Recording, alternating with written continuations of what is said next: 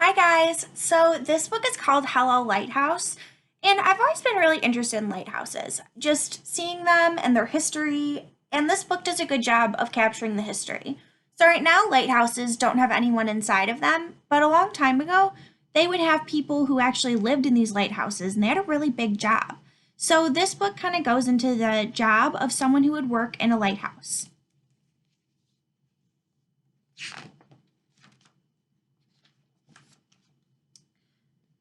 On the highest rock of a tiny island, at the edge of the world stands a lighthouse.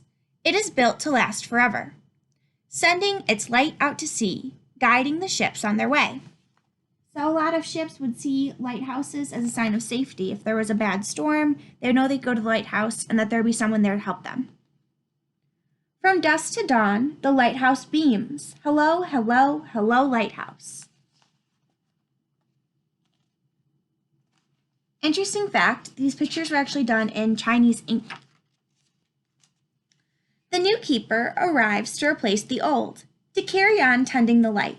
He polishes the lens and refills the oil, and trims the burned end of a wick. So they didn't have light bulbs really back then, so it was actually a candle. So they'd have to keep on doing the oil and making sure that wick on the candle didn't get all the way to the bottom. Throughout the night, he winds the clockwork that keeps the lamp in motion.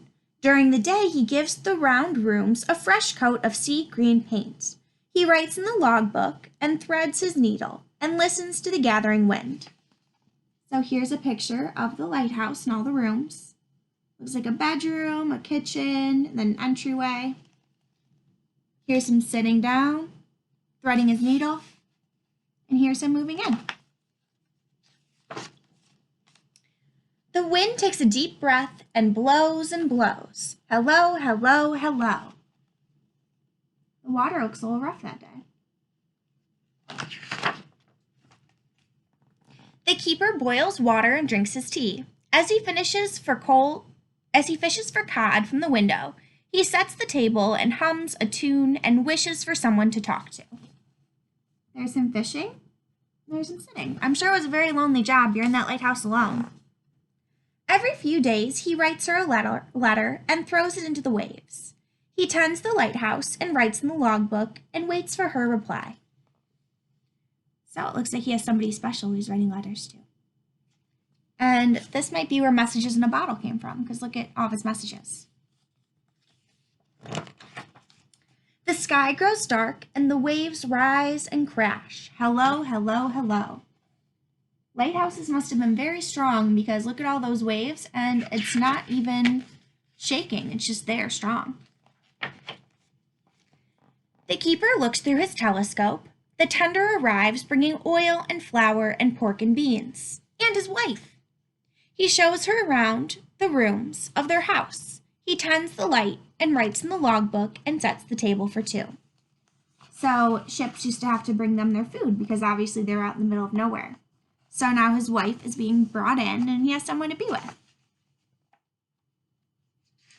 They had to keep really good logbooks to have the records of if they're ever saving ships and when they are tending to that light to make sure that the light's not going out. The fog makes everything disappear. A bell must be rung to warn the ships. Clang, clang, clang. So if they can't see the light, they have to ring a bell so the ships know it's close. One thick night, disaster strikes. A boat is wrecked on the rocks. Not a moment to lose. The keeper rows out. He pulls 3 sailors from the deep black sea. He tends the light and writes in the logbook and wraps the sailors in blankets.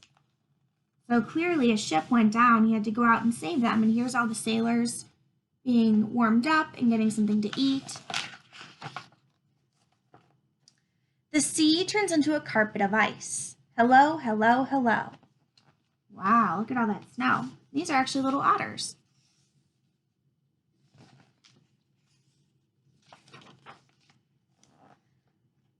One dawn, the keeper begins to sneeze. By dusk, he is terribly ill.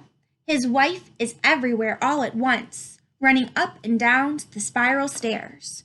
She tends the light and feeds him broth and chips ice off the lantern from the room windows. She sits by his side and writes in the logbook the minute his fever breaks.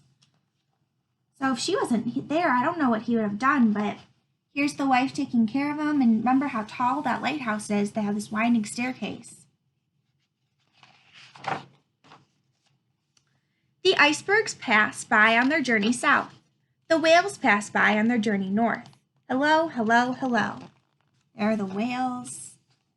I bet you get to see some very interesting things. Inside the lighthouse, the woman walks around the room. Her husband boils water and helps her breathe. Breathe in and out. He tends the light and writes in the logbook. Ooh, so you see this is in a circle, but it looks like maybe he's helping her breathe and stay relaxed. Maybe a baby's coming. And notes the birth of their child. So no doctor, but they got a healthy baby. The sky erupts in swirls of green. Hello, hello, hello. Ooh, that looks like the Northern Lights to me. The tender arrives bringing oil and flour and pork and beans in the mail, along with fresh books and news from the land. There's an unexpected letter with the Coast Guard seal. The keeper winds the clockwork and polishes the lens, just as he's always done. He tends the light and writes in the logbook, but knows that it's not for long. So he just got a letter, but he's knowing that it's not for long that he's doing these things. Think about it. If you're in this lighthouse, you don't know what's going on in the world around you. So I'm sure these newspapers and different magazines and things were helping keeping him informed on what's going on in the mainland. Together, they watch the horizon. The Coast Guard arrives with a brand new light and installs the machine to run it. No lamp to fill, no wick to trim. The keeper's work is done. Oh, so maybe there's going to be no keeper because it looks like they installed a brand new light. So maybe there's no more need now for him to run this lighthouse. He climbs to the top of the spiral stairs and closes the logbook for good. They pack their belongings into the boat and wave farewell to the gulls. Taking one last look out at his territory of the sea. Beyond the breakers, they all look up.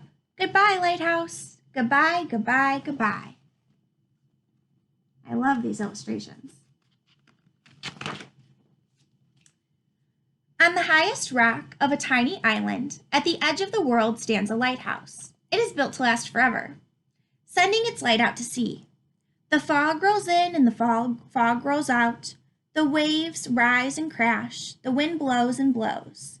Hello, hello, hello? Ooh. Over the waves across the bay, a light at the land beams back. Hello, hello, hello, lighthouse. So here's the lighthouse, and then here's the mainland.